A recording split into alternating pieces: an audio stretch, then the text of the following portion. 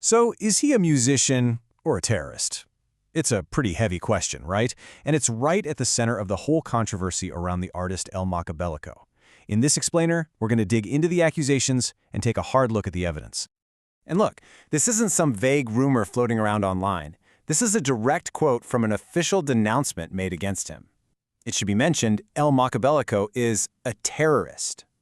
I mean, that's a huge charge, and it's really the core of what we need to unpack here.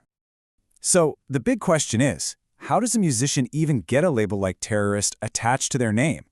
Well, the claims are pretty specific, and to really get what's going on, we have to look at the main piece of evidence they're pointing to, his music. Okay, so the source lays it all out. They're alleging he's directly involved with the Cartel Del Norte.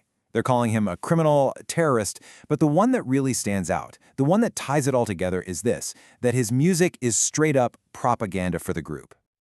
Think about that for a second.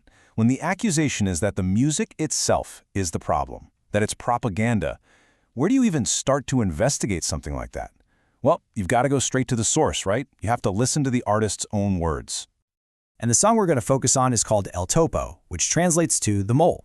Now, this isn't just any song. It's written as a first-person story, giving us this raw, unfiltered look from the front lines, from the perspective of a cartel soldier. But before we dive into the lyrics, we really need to understand the world the song comes from, the genre it belongs to. See, El Makabelico's music is part of a genre called narco-corrido. You can think of these as modern-day folk songs, but instead of telling tales of old heroes, they tell stories about the drug trade. And a key feature, something you see all the time, is that first-person storytelling. It often blurs that line between just narrating a life and actually celebrating it. All right, so let's get into the lyrics themselves. We've broken down El Topo into a few key themes to see what kind of story is really being told here, and, more importantly, how it connects back to those really serious accusations we started with. Okay, first up, duty and loyalty. Right out of the gate, the song makes it super clear that the narrator isn't some lone wolf. He's part of a team, a unit. This line here, "We risk it for the one in charge of the territory," that sets up this whole narrative of absolute, unwavering loyalty to a commander. It's the kind of thing you'd expect to hear in any military-style group. And that loyalty, well, it's expressed through action.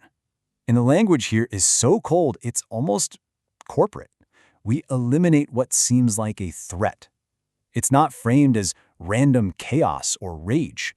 It's presented as a calculated part of the job, defending your territory, protecting your leadership.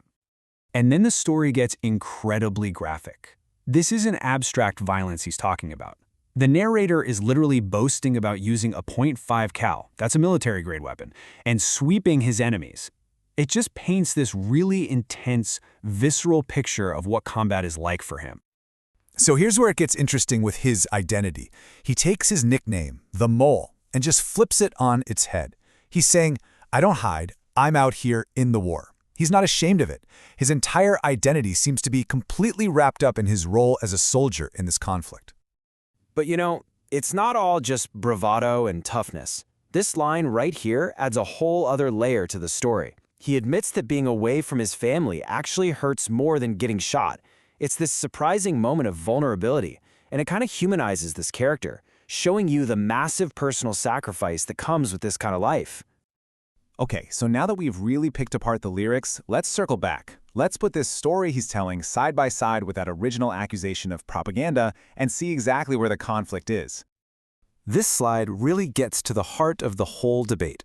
On one side, you have the claim, this music is propaganda for the Cartel Del Norte.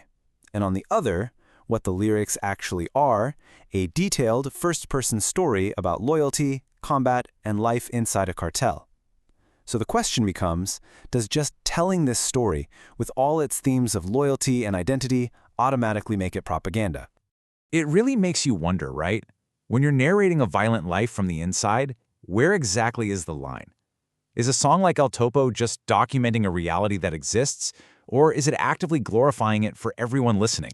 And look, figuring this out is so important because this kind of music plays a really powerful and a really complicated role in the places where these conflicts are just a part of daily life.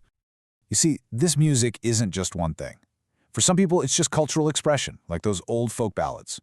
For others, it's like a kind of journalism, a report from inside a world none of us get to see. And then, for its critics, It's a dangerous recruitment tool that makes a violent life seem glamorous and appealing. And the thing is, it could actually be all three of those things at the same time. So we'll leave you with this final thought. After seeing the accusations and hearing the lyrics for yourself, what do you think is the real power of a song in a conflict zone? Is it to report what's happening, to recruit new members, or is it maybe just to reflect a brutal, harsh reality? As you can probably guess, the answer is, well, it's not simple at all.